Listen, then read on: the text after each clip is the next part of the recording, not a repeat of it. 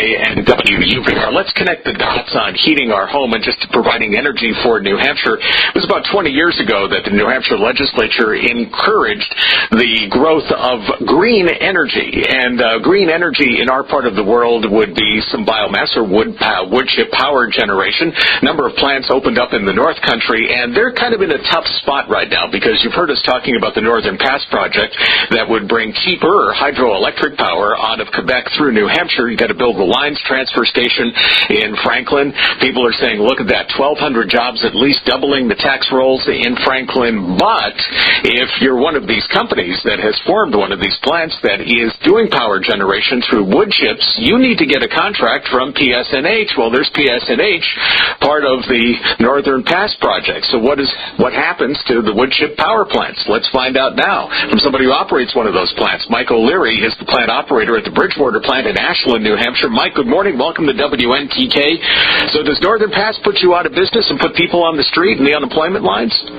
Well, we don't necessarily make the direct connection to the Northern Pass, but the current energy markets are very depressed, and there is a more immediate threat to us is that there is an additional wood-fired power plant proposed in Berlin called the Laidlaw Project that in direct testimony at the PUC is estimated to be $400 to $500 million above market, and that would be an immediate threat to us because they would definitely raise the price of our wood chips and threaten existing jobs and existing plants that can put power to the grid significantly cheaper. Mike, how many people do you employ right now, and how much money is put into the New Hampshire economy? Right now, there are four of the wood-fired power plants currently do not have contracts, and each of those plants directly employs an average of 20 people, and then indirectly in the woods, each plant employs another 100 people. So there'd be about 400 to 500 people whose jobs are in jeopardy. So 400 to 500 people in, and some of that is in the northern part of our WNTK listening area, but also in a part of New Hampshire where they absolutely need the jobs because, especially in Coos County. Well, we hear that, New Hampshire's got 5.3% unemployment. In Coos County, that's 9.7%, and that's on a good day. Correct.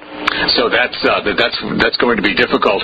So if I'm listening to this radio program right now and I want to keep your plant, these biomass plants open, what course of action do I have? Do I pick up the phone, call my legislators? Do I call Governor Lynch, the executive council? Yeah, I think you can certainly call Governor Lynch's office, call any of your local representatives, state senators, executive council, call PSNH if you're a ratepayer and tell them that you want jobs and you want power generated domestically right here from an indigenous resource in New Hampshire. Currently, each of the plants puts between $10 and $11 million directly into the economy in the form of purchasing wood chips. Our chips come from about a 50-mile radius of the plant, and we purchase around $6 million a year just from this one plant of wood chips. We have a payroll of approximately $2 million that's directly right here in our area.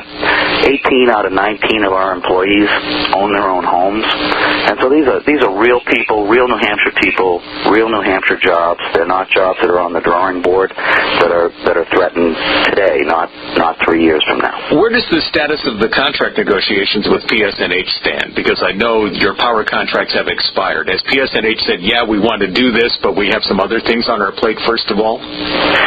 PSNH does have obligations to their ratepayers, and existing power prices are extremely low. We think that we offer a competitive price, and when we look at their default service rate that they currently charge their customers, we fall and have offered a price below their default service rate. So we feel that we fit right in their blend. Their current default service rate is about 8.7 cents per kilowatt hour. So to me, that tells me that some of their generation is costing higher than 8.7 cents, and yes, they probably are buying some power down at the spot market price that's significantly below the 8.7 cents to get a blended rate. We feel like our price that we've offered is fair and does preserve these great New Hampshire benefits. And again, on the line, the 4 wood-fired power plants, the biomass plants in New Hampshire in danger of being shut down. SupportNHBiomass.wordpress.com. SupportNHBiomass.wordpress.com is a website where you can get more information and join this group if you want to get the word out to the governor and the executive council to keep these plants open. Mike, thank you. Mike O'Leary, the plant operator of the Bridgewater plant at Ashland, New Hampshire. Thanks for being on WNTK. Thanks very much for having me. Okay.